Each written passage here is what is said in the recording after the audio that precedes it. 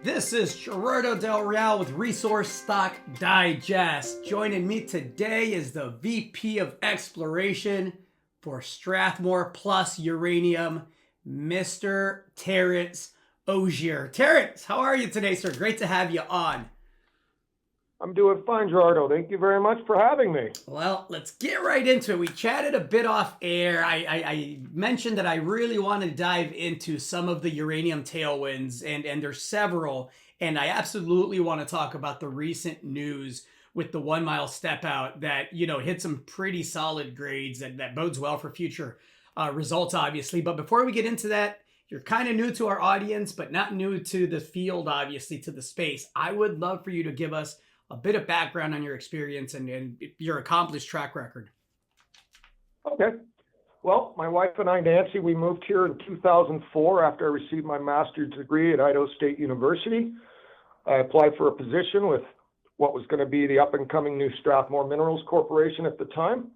And I started the job, the very first employee was Strathmore in November of '04 in the Riverton, Wyoming office. That's near where I live now.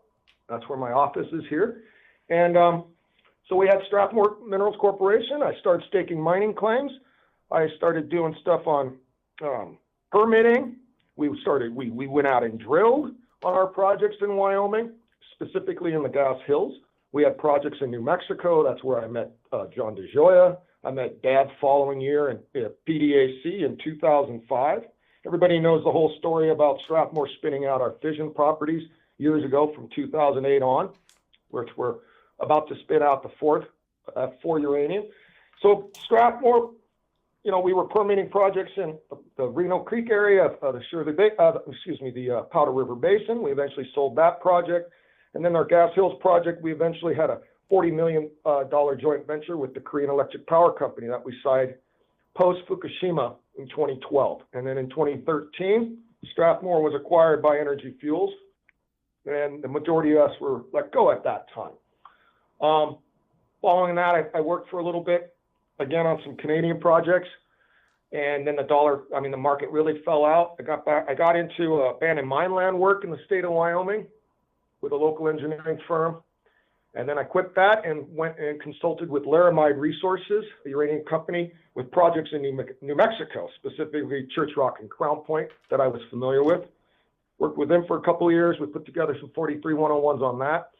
Got back into abandoned mine land work, and then in October of 2021, Deborah and Hawa called me and asked if I would like to start a new Strathmore. And that's what we did.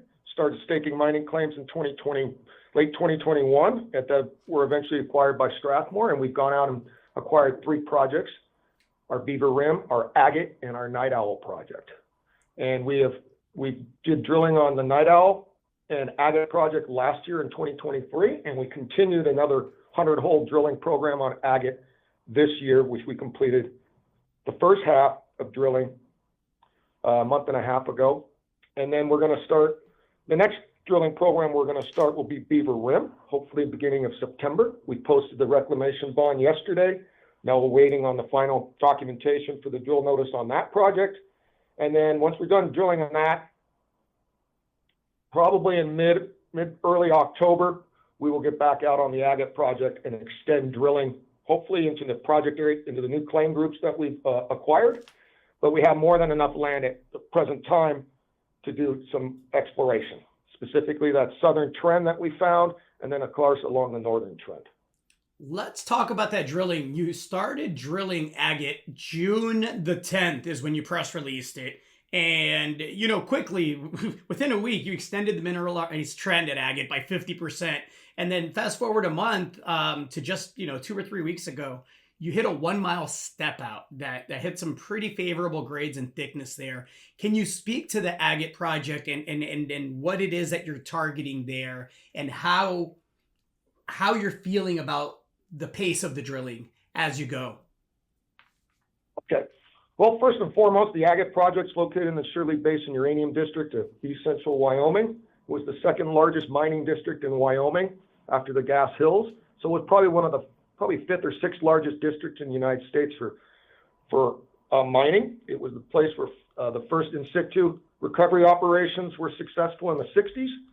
which was followed up by large open pit mining in Shirley Basin. Our project lies in the central trend, and this is a project that Kerr-McGee Corporation had drilled years and years ago in the 70s. Thousands of holes in this general area they were drilling. And they were putting together a large deposit, and eventually, of course, the price of uranium collapsed and the market closed, predominantly throughout the United States. And so I'd known about this project for years. The director, John DeJoy, my friend, he actually had worked out there in the 70s and saw all this drilling going on, so he remembered this project also. So when we were putting together projects, I'm like, well, I got this idea in Shirley Basin, and John's like, I got one too, and it turned out it was the same area.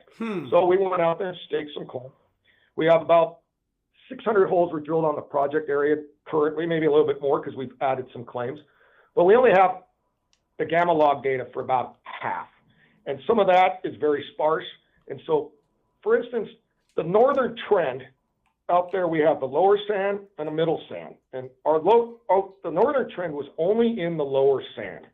So we drilled that last year, and then this year I'm like, well, we got these other potential areas that are shown on the map. So we went to the south, and again we found some uranium down there in the lower sand. We're like, okay, this seems like to be the very southern extent of this mineral trend that we're drilling on the north. We'll eventually, infill between them. And then this other spot was to the southeast, about a mile, just shy of a mile southeast of the first area we were drilling at. And I noted there were some holes down there that hit some mineralization. I looked at the gamma logs; they were illegible. And I was like, well, let's just go down there and drill. So we were drilling, and we immediately hit very shallow mineralization, about 20 feet deep. And it was not in the lower sand. It's in the middle sand. So we now have a new trend in the middle sand on our project that I was not expecting. So that's what we're excited about. We have if we can get this trend to grow to the north, which I expect it will, because we go north, everything gets deeper, which only helps for an in situ project. And so we have a new target, this middle sand. And the middle sand was the predominant producer in Shirley Basin. Probably 3/4 mineralization the mining out of Shirley Basin came out of the middle sand. So I'm really excited about this target. And like you were saying, we hit some nice grades on it. And let's see, let me go look at the presentation. So for instance, we hit a hole at 15.5 feet of 05. It starts at like 40 feet deep. And that's shallow. This could turn into an open pit project for all we know, just depending on if it's, within the water table or not. But hopefully this project area, this trend will just keep going north. And that's our goal this fall, is to continue north on that trend and to continue east and northeast on the northern trend and see where these things go and how much more mineralization do we have on our property area. Can we build up a resource of a couple million pounds out here? That would be ideal. So that's our goal for the fall on the agate project. So the fall time obviously is going to be pretty critical. I think your timing is perfect. You mentioned, the kind of boom and bust nature of not just uranium, but the commodity space. But when you have, an event like Fukushima, obviously those were very, very lean years. We now finally have bipartisan support, as insane as that sounds, in 2024 on developing, nuclear here in North America. It's got to feel good to have joined the uranium space or rejoined the uranium space, having that type of support and having a market that seemingly has nowhere to go but up. I don't think that supply is going to be able to keep up with the demand for the next several years. What are your thoughts on the uranium space and the tailwinds, being that you've seen both great markets and very challenging ones? Well, the great market of 04 to 07, that was unprecedented. I started in, uranium was $20 a pound, and it hit 138 in 3 years. And then, of course, the market collapsed in 08. That didn't help. And obviously the Fukushima accident, was really painful for the industry. But I knew that we were going to have to do something. We can't expect wind turbines and solar panels and the like to, power a world of 8 billion people. So I knew uranium was going to turn around. That's why I stayed in Wyoming. I didn't leave, and it was some very lean years for me and my wife. And, I knew it was going to turn around, and I was waiting for someone to call, and surprisingly, it was Dev.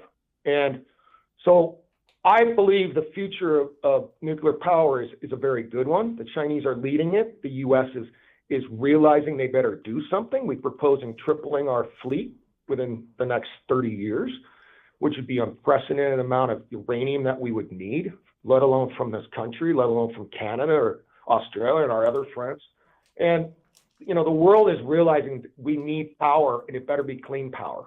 So I think we have a very good future ahead of us. I mean, I don't understand why the stocks are just being pummeled right now. We've got, you know, uranium prices sitting at about $83 a pound, the spot. Long term's up to $80 a pound. I mean, it's just, it's doing really well. SWUs and, you know, separate work units and stuff like that, you know, conversion, they're at all-time record highs, and that's only going to pull the uranium price up. It's only going to help us all out. This is a good time to be drilling in the fall. People are going to start getting excited after the WNA meetings next month. So it's a good time to be in the market if somebody was going to get in. I mean, the prices are just low right now for stocks. I mean, extremely low.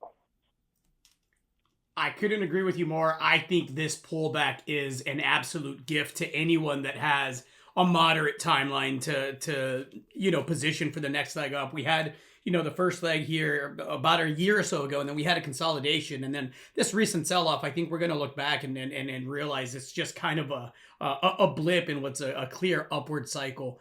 Anything else to add to that, sir? Really, I think what we're seeing is we're seeing that sawtooth climb, just like we saw, you know, from 04 to 07. That was such I mean, the only thing that caused our climb so high at the time was people were panicking about Cigar Lake and MacArthur River and, you know, the shaft that, you know, got broken in Australia. And those quadrupled the price of uranium. It's just crazy. And so what's actually happening now is we actually have a deficit. There was no deficit of uranium mining at that time. Now we're 30, 40 million pounds a year. For the last 5, 6, 7 years, every year we've been below how much we need. So we're burning through all that old uranium. You got like Spuck coming in and buying uranium off the market. It's just so different now. But again, I think we're just going to have these climbs up and down, and we're going to have this volatile market in the world, because that's how things are right now. So I think we're still in a really good place, and we got to just, you know, be smart with what we're going to do with our money and go from there. Should be an exciting end to the year. Looking forward to having you back on, sir. Thank you again. Well, thank you very much. Hey everybody, Gerardo Del Real here. If you're enjoying the content that you just saw, you can let us know in 3 simple steps. Hit the like button, hit the subscribe button, and please share across your network and on social media. Take care, everybody.